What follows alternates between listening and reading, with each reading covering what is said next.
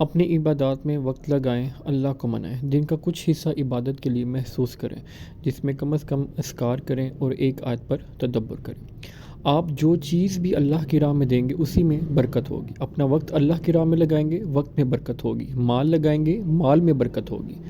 ہر کسی کی کہانی الگ ہے، ہر کسی کی نعمتیں بھی الگ ہیں، ہر کسی کی آزمائش، ہر کسی کی کہانی بھی الگ ہے اور سبق بھی الگ ہے۔ کبھی کسی کو دیکھ کے یہ مت سوچیں کہ آپ محروم ہیں، آپ پر بھی آپ کے رب کی بہت سی عطا ہے۔ کوشش کریں آپ کے الفاظ خاموشی توڑیں لیکن کسی کے دل کو نہیں۔ لوگ سوچتے ہی نہیں اور بول کے چلے جاتے ہیں، چاہے اس کے بعد سننے والا اٹھ کے کھڑا ہی نہ ہو سکے اور نہ جانے کب تک سو نہ سکے۔ توبہ کا خیال خوش بختی کی علامت ہے، کیونکہ جو اپنے گناہ کو گناہ نہ سمجھے وہ بد قسمت ہے۔ لوگ کیا کہیں گے یہی فکر جینے نہیں دیتی۔ تمام عمر خدا کیا کہے گا ہم آخر یہ کیوں نہیں سوچتے۔ دنیا میں ہزار لوگ ہو سکتے ہیں پر ہمارے لیے خوبصورت وہ ہے جو ہمارے چہرے پہ مسکراہٹ اور سکون قلب کا باعث بنے۔ صبر کو اگر چکھا جائے تو یقیناً اس کا ذائقہ بہت کڑوا ہے، لیکن جب اس کے نتائج سامنے آتے ہیں تو وہ شہد سے بھی زیادہ میٹھے ہوا کرتے ہیں۔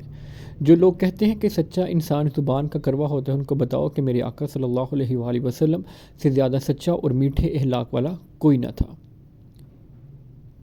کردار میں تھوڑی سختی بھی رکھیں، کیونکہ جس تار میں کرنٹ نہیں ہوتا لوگ اسے منہ سے چھیل دیتے ہیں۔ ہم ایسے معاشرے میں رہتے ہیں جہاں ڈرامہ دیکھ کے لوگ روتے ہیں اور حقیقت دیکھ کر کہتے ہیں سب ڈرامہ ہے۔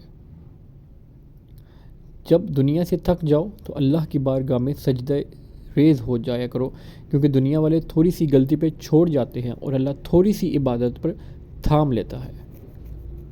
جس معاشرے میں سوچنے کے لیے دماغ اور جھانکنے کے لیے گریبان نہ ہو، وہاں نوسر باز ہر لحاظ سے لوگوں کو اپنے استعمال کی چیز سمجھتے ہیں۔ کچھ لوگوں کے لیے صبر کا امتحان جتنا لمبا اور مشکل اور درد بار ہوتا ہے، ان کا پھل اتنا ہی میٹھا اور حیران کن اور دلوں کو خوش کر دینے والا ہوتا ہے۔ مگر بات یہ ہے کہ اس دوران دل اور زبان نے صبر کا دامن نہ چھوڑا ہو اور بعد میں شکر کا۔ دنیا کے بازار میں زندگی کا سب سے زیادہ قیمتی مخلص رشتے ہیں۔